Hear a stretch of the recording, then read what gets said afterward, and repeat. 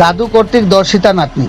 ন্যাক্কারজনক যৌনতা চরিতার্থের ঘটনাটি ঘটে ঊনকোটি জেলার কৈলাসহর পৌর পরিষদের 14 নং ওয়ার্ড এলাকায়। ঘটনার বিবরণে জানা যায় যে বাড়ির লোকজনদের অনুপস্থিতির সুযোগ বুঝে ঘুমন্ত নাবালিকা নাতনির উপর পাশবিক লালসা মিটায় পাষণ্ড লম্পট দাদু। দর্শিতা নাতনি জানায় ঘুমন্ত অবস্থায় ওর পা হাত মুখ বেঁধে তাকে জোরপূর্বক দর্শন করে লম্পট দাদু।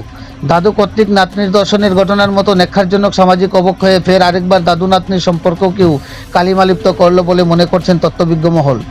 উক্ত দর্শনকাণ্ডের খবর ছড়িয়ে পড়তেই ওই বাড়িতে ছুটে যায় কৈলাসহর মহিলা থানার পুলিশ এবং খোঁজখবর নিয়ে নরাদম দাদুকে গ্রেপ্তার করে নিয়ে আসে কৈলাসহর মহিলা পুলিশের হেফাজতে।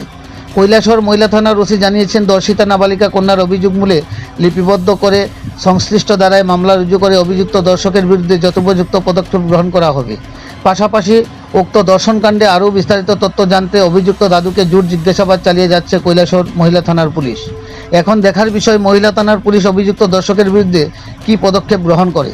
কৈলাসহর থেকে নিজস্ব প্রতিনিধি রিপোর্ট, শ্যামলী ত্রিপুরা। আমার আমি ভাত খেয়ে ঘুমাইছি।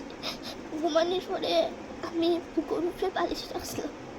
বুকুর উপরে বালিশটা রেখা ঘুমাইলে আমার ঘুম হয়। রাখার পরে আমার বাবা আমার দাদু ভাইয়া আমার বালিশ বুকুর থেকে সরাইয়া পা বাঁধছে হাত বাঁধছে মুখ বাঁধছে, বাঁধার পরে বিছনা তুলিয়ে আমার দাদু ভাই অনেক খারাপ কাজ করছে।